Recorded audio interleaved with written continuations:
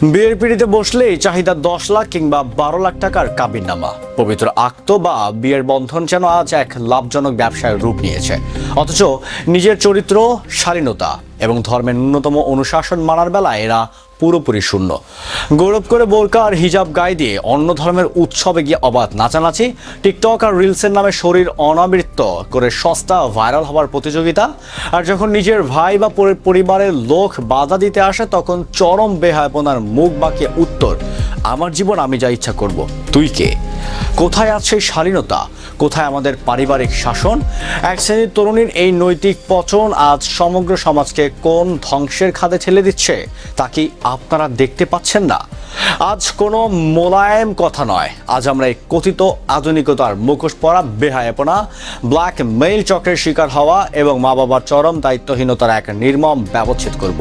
অনুরোধ থাকলো ভিডিওটি শেষ পর্যন্ত দেখার। বোরকা কিংবা হিজাব ইসলামী সংস্কৃতিতে এটি কোনো ফ্যাশন বা সস্তা লোক দেখানো পোশাক নয়।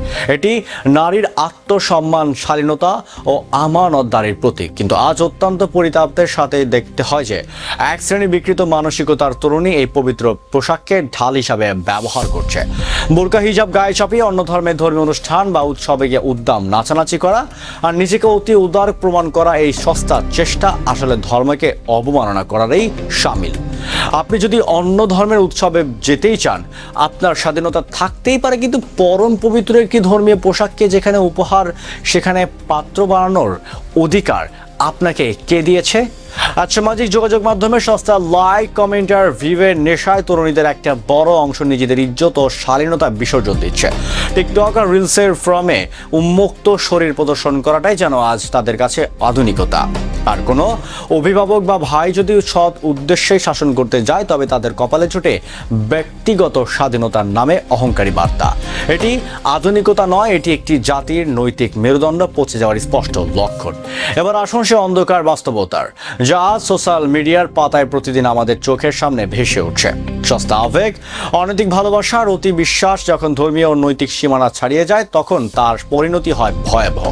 বিভিন্ন প্রলোভন ও ফাঁদ পেতে তরুণীদের টার্গেট করা হচ্ছে। প্রথমে ভুয়া প্রেমের অভিনয়, মিষ্টি মিষ্টি কথা, তারপর নির্জন স্থানে মেলামেশা এবং গোপনে আপত্তিকর ছবি বা ভিডিও ধারণ। পরবর্তীতে সেই ভিডিও সোশ্যাল মিডিয়ায় ছড়িয়ে দেওয়ার ভয় দেখিয়ে শুরু হয় দীর্ঘমেয়াদী ব্ল্যাকমেইল ও মানসিক নির্যাতন। এমনকি অনেক ক্ষেত্রে মেয়েদের ধর্মান্তরিত হতে বা অনৈতিক চক্রে যুক্ত হতে বাধ্য করা হচ্ছে।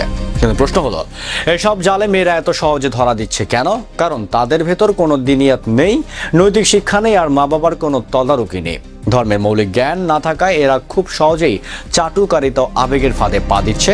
আর সবচেয়ে ভয়ঙ্কর বিষয় হলো, একবার ব্ল্যাকমেইলের শিকার হওয়ার পর নিজের ইজ্জত বাঁচাতে বা ভয়ে এরা অন্য নিরপেক্ষ ও অবুঝ মুসলিম মেয়েদেরও একইভাবে সেই ব্ল্যাকমেইলিং চক্রের হাতে তুলে দিচ্ছে। প্রতিদিন এমন একাধিক ঘটনা আমরা দেখতে পাচ্ছি যা পুরো সমাজ ব্যবস্থার ওপর এক মারাত্মক হুমকি। এর পাশাপাশি আর একটি চরম সামাজিক বৈষম্য, নোংরা মানসিকতা আমাদের সমাজে গেড়ে বসেছে। যে মেয়েরা বিয়ের আগে অবাধ মেলামেশা, অনৈতিক সম্পর্ক জড়িয়ে পড়া কিংবা সস্তা বিনোদনের নামে চরিত্রকে সস্তা বানিয়ে ফেলছে, সেই মেয়েরাই আবার বিয়ের পিঁড়িতে বসে 10 লাখ 12 লাখ টাকার মোটা অঙ্কের কাবিন দাবি করছে। কাবিন বা মোহরানা হলো নারীর প্রতি পুরুষের দেওয়া এক সম্মানজনক আমানত অধিকার, কিন্তু আজ সেটিকে স্রেফ ব্যবসায়িক সুরক্ষা কবচ এবং জামাই পক্ষকে জিম্মি করার হাতের হিসাব ব্যবহার করা হচ্ছে।